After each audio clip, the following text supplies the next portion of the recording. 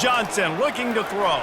About a week before College Football 25's release, I overheard someone with plans to buy a brand new console just to play it. I've thought about that guy a lot since, and about how excited he was. I wonder if he's having a good time, because my own experience as a longtime football video game enjoyer has been mixed. The on-field action and presentation in College Football 25 are generally stellar, but the bare-bones mode's awful UI and slew of other annoyances have made much of what's off the field a slog. All kinds of room to throw that one in there. And they'll finally catch up to him, but not before a big chunk of yardage is picked up. College Football 25 is light years beyond what developer EA Orlando has been doing with Madden in terms of its look and feel. You can see sweat on individual players, the lighting is exceptional, and the animations are more detailed and natural. There's also unique intros for each team as they take the field, mascots dancing around when their school pulls off a big play, and cheerleaders with school-specific cheers. College Football 25 has personality, impressively capturing a lot of the pageantry and tradition that makes college football so unique. Basketball may be in the blood, but football is certainly in the soul. I also love how much faster and more fluid games are. Plays happen more quickly, there's less delay between them, and players feel like they're moving more nimbly too. It's dynamic in a way that Madden isn't. EA Orlando has done a lot of work under the hood to make sure the on-field action represents how college football feels. You can choose between classic passing controls, Madden's skill-based passing system, and the all-new revamped passing option. Using revamped passing to nail the right mix of throw arc and accuracy takes a little bit of learning, but it's a good system that works well. That said, if you're like me and just want to use Madden's system because it's familiar, it's right there. The throw power stat, now, at last, affects how hard and fast you throw the ball, not just distance. And pump fakes have been improved too. It's good stuff. Looking for the score! Touchdown, Panther!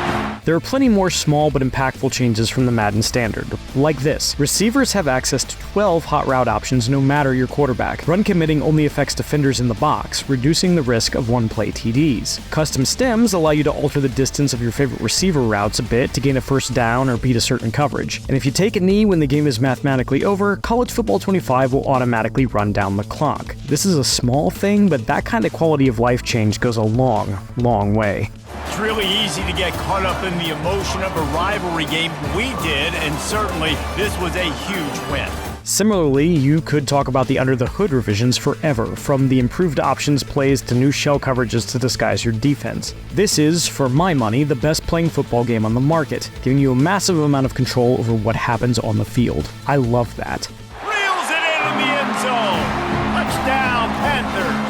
College Football 25's brand new wear and tear injury system is also a standout. If your QB is taking shots to his throwing arm, that will lead to decreased accuracy and throwing power, as well as open them up to significant injuries. And if they throw 40+ times a game, they're not going to be 100% the next week. It's another nice layer of strategy to keep an eye on how they're doing. However, that emphasizes one of College Football 25's biggest problems, its UI. Shotgun snap, wants to throw it on third. The icon representing what's actually going on with your players seems to be made for ants, generally so small that it's hard to see what they even represent. The only real way you'll see the impact of the wear and tear system is if it shows up during an after-the-play recap or if you pause and go into your depth chart. Given its importance, that's not good. Madden 24 had an automated hat count that would show you if you had an advantage in blockers on either side of the box during run plays. That's not here in College Football 25. And it's needlessly hard to see how much stamina defensive linemen have because it's now represented by small blue circles over their heads.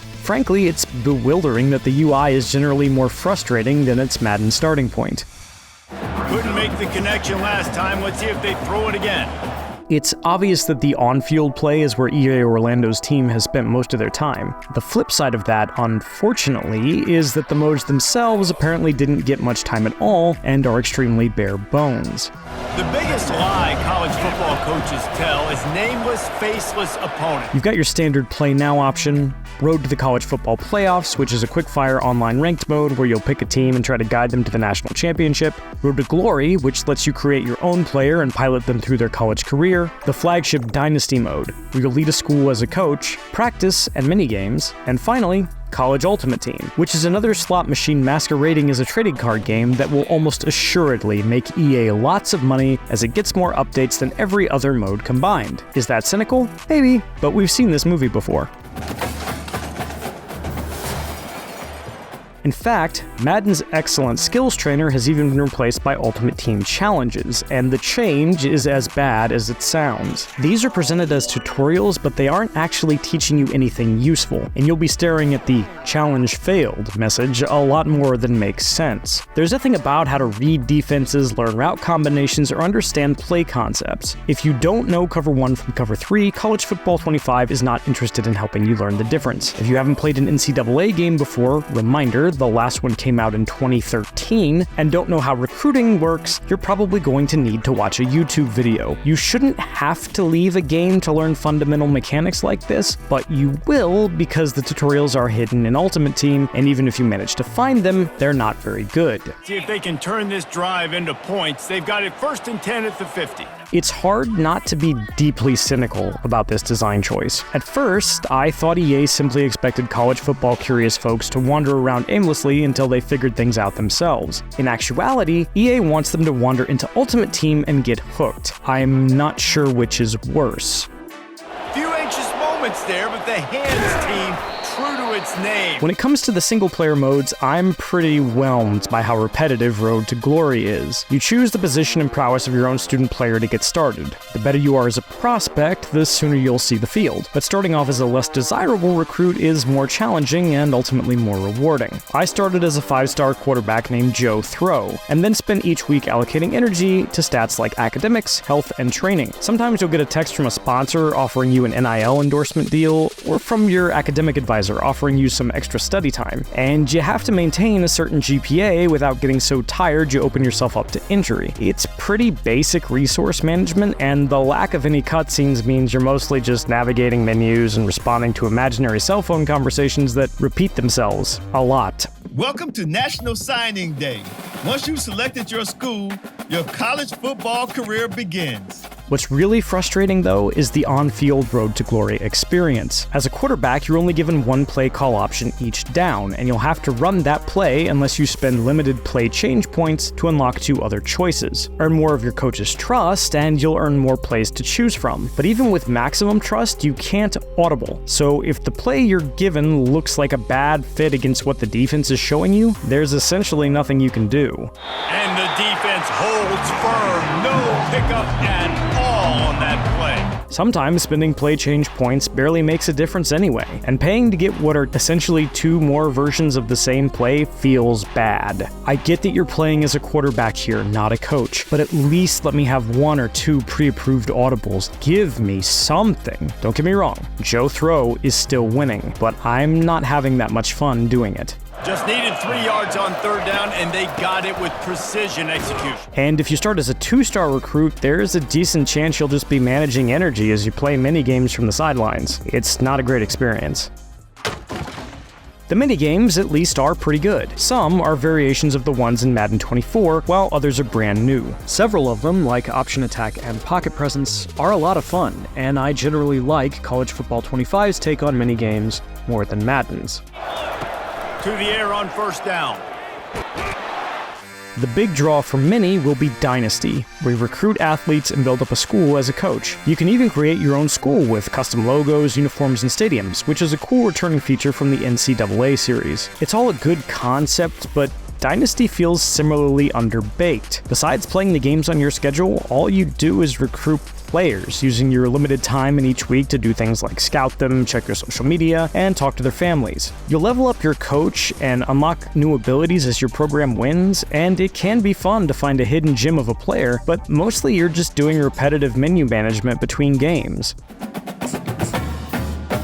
You don't directly manage or train your players, and they always have the GPA to play and never get into any trouble, which makes Dynasty get tedious quickly. Sure, it's very satisfying to lead your team to the playoffs, but the week-to-week upkeep to get there is just kind of a slog. Ultimately, Dynasty is a fun mode, and there are neat strategic elements to managing your program. I just wish it had more to it beyond that. Finally, there are all the little issues. At one point, while I was doing the reaction and footwork drill, a bug caused one of the hotspots I was running through to stay on the field, which made completing subsequent drills harder. In-game commentary is often wrong about points, which team threw an interception, how many yards were gained, and so on. EA has already apologized for getting some school logos or player likenesses wrong, which it promises will be fixed in the future patch. This stuff isn't unexpected, but it is disappointing. They'll try to get it in with the run. Touchdown, Pitt! If you know and love college football and just want to pop into Dynasty, build up your favorite school, and play some football that looks good and handles well, College Football 25 is likely to please. But if you're expecting a great off-the-field experience at your program of choice, you're gonna be disappointed. Sure, maybe EA will fix the UI issues, add a proper tutorial, and flesh out the modes a bit more in next year's iteration. But the promises of tomorrow aren't certain, and they're not what you're buying today. College Football 25 isn't a bad game, and the effort that has been put into the on-field action is clear, but the lack of that same care elsewhere means it's not a great game either. Like any good but not great football team, there's a solid foundation here. You just have to hope it can reach its full potential somewhere down the line. For more sports games, check out our reviews of Top Spin 2K25 or F1 Manager 2024, and for everything else in gaming, keep it here at IGN.